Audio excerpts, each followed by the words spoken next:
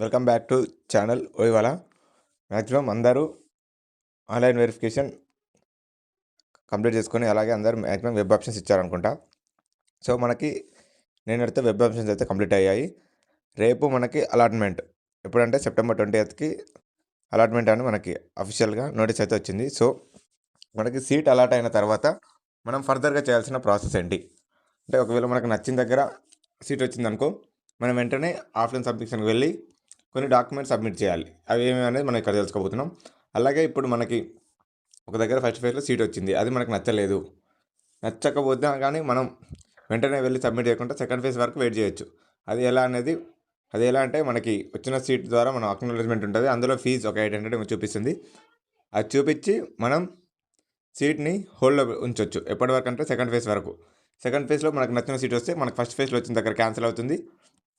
వెళ్ళి సెకండ్ ఫేజ్లో నచ్చిన దగ్గర వస్తే ఇది క్యాన్సిల్ అవుతుంది, అక్కడ వెళ్ళి మనం సర్టిఫికేట్స్ అనేది సబ్మిట్ చేయొచ్చు. అప్పుడు ఎలాంటి ఫీజు ఇక్కడ కట్టింది అక్కడ ట్రాన్స్ఫర్ అవుతుంది, మళ్ళీ సపరేట్గా ఫీజు కట్టాల్సిన పని ఏం లేదు. మనం ఇప్పుడు ఏవే డాక్యుమెంట్స్ అయితే ఏవే సర్టిఫికేట్స్ మనం ఆఫ్లైన్ వెరిఫికేషన్ కోసం తీసుకెళ్ళాలో ఇప్పుడు మనం ఇక్కడ తెలుసుకోబోతున్నాం. మనం తెలుసుకోవాలి ఏంటంటే, first certificates submit the following certificate with document 2 sets. అంటే మనం జిరాక్స్ తీసుకోవాలి, జిరాక్స్తో పాటు ఒరిజినల్ కూడా తీసుకోవడం బెటర్. ఫస్ట్ నెంబర్ చూసుకుంటే అయితే ఈ ఆర్డర్ ప్రకారంగా మనం అరేంజ్ చేసి వాళ్ళకి సబ్మిట్ చేయాలి. ఫస్ట్ ర్యాంక్ కార్డ్, ఆ తర్వాత అక్నాలెడ్జ్మెంట్ అంటే మనకు రేపు సీట్ అలాట్మెంట్ అయిన తర్వాత మనకి వచ్చే ఫామ్ని అక్నాలెడ్జ్మెంట్ అంటారు. తర్వాత ఎస్ఎస్సిఆర్ ఈక్వలెంట్ అంటే ఇది 10th మెమో. నెక్స్ట్ 4th వచ్చేసి SSCR marks of intermediate or equivalent అంటే మన intermediate memo. Next memorandum of marks in qualifying degree, ఇది ఏంటంటే కన్సల్టేటెడ్ మెమో, మనకి డిగ్రీలో వచ్చే long memo.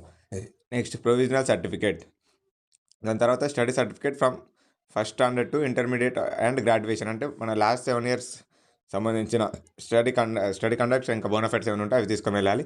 Next latest integrated community certificate, దీన్ని మనం క్యాస్ట్ సర్టిఫికేట్ అంటాం. క్యాస్ట్ సర్టిఫికేట్ లేని వాళ్ళు ఈడబ్ల్యూఎస్ ఇంకేమైనా ఉంటే తీసుకెళ్తారు. తర్వాత income certificate issued after April 1 తర్వాత వచ్చిన ఇన్కమ్ సర్టిఫికేట్.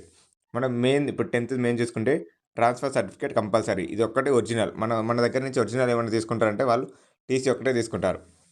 నెక్స్ట్ మనం ఈ టీసీ కొన్ని ఎక్స్ట్రా జిరాక్స్ కాపీ తీసి మన దగ్గర పెట్టుకోవచ్చు, ఎందుకంటే ఫర్దర్లా ఇప్పుడు తర్వాత హాస్టల్ కోసం ఇంకా స్కాలర్షిప్ అప్పుడైనా అవసరం వస్తుంది కాబట్టి మనం ఒరిజినల్ వాళ్ళకి సబ్మిట్ చేస్తాం కాబట్టి ఎక్స్ట్రా జిరాక్స్ మన దగ్గర ఉంటే బెటర్. నెక్స్ట్ ఆధార్ కార్డ్ ఇంకేమైనా ఎక్స్ట్రా ఉంటే తీసుకోవచ్చు.